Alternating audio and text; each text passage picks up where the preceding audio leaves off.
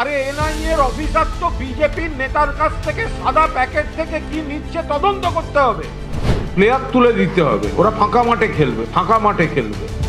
এটা ভিজিটার্স বুক। আমরা ওই বাড়ির দলিলটা এবার দেখাচ্ছি। বিজেপির নেতা কখন ঢুকেছেন? ভোট ঘোষণার পর আচরণবিধি যখন চলছে। ভূপতিনগরে এনআইএ কি কাণ্ড কারখানা করছে সেটা আপনারা দেখতে পেয়েছেন। ভোটের আগে উদ্দেশ্য প্রণোদিতভাবে তৃণমূলের বুথ কর্মী, এলাকার নেতা, একদিকে তো শীর্ষ নেতাদের ডিস্টার্ব করা হচ্ছে, এমপি এমএলএদের ডিস্টার্ব করা হচ্ছে, কাউন্সিলরদের ডিস্টার্ব করা হচ্ছে এজেন্সি দিয়ে, পাশাপাশি বুথে ফাঁকা করে দেওয়ার জন্য ওরা চাইছে রেফারিকে ম্যানেজ করে, রেফারিকে মাঠে নামিয়ে প্লেয়ার তুলে দিতে হবে, ওরা ফাঁকা মাঠে খেলবে। বারবার বলা হয়েছে সন্দেশখালীর ঘটনার পরেও যে লোকাল পুলিশকে জানিয়ে যাওয়া না। এই যে ভূপতিনগরে গেছে, ঢুকে গেছে 4টের সময়, 5:45 জানাচ্ছে স্থানীয় থানাকে। আরে যেতেও তো সময় লাগবে। মহিলাদের উপর আপত্তিকর কথাবার্তা, আপত্তিকর আচরণ। মাননীয় মুখ্যমন্ত্রী একটি বিষয় ইতিমধ্যেই বলেছেন, সেটা হচ্ছে বিজেপির কথায় এনআইএ এই কাজ করছে। যে এনআইএ এর একজন অফিসারের বাড়িতে গিয়ে বিজেপির নেতারা লিস্ট দিয়ে আসছেন, বৈঠক করছেন। মাননীয় মুখ্যমন্ত্রী তিনি স্পষ্টভাবে বলেছেন যে বিজেপির নির্দেশে এনআইএ এই কাজ করছে। জনবিস্ফোরণ কেন? কারণ মানুষ এখন জেনে গেছেন যে বিজেপির ক্যাডার হিসেবে এনআইএ কে ব্যবহার করেছে। 26শে মার্চ 2024 এনআইএ এর সুপার এসপি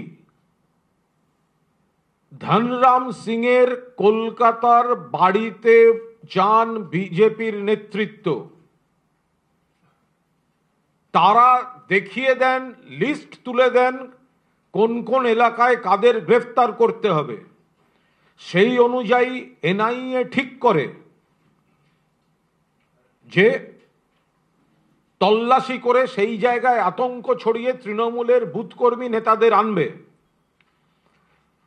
26শে মার্চ সন্ধে 6:30 এনআইএ এর এসপি ধনরাম সিং এর নিউ টাউনের বাড়িতে এন্ট্রি নিয়েছিলেন বিজেপি নেতা জিতেন্দ্র তেওয়ারি।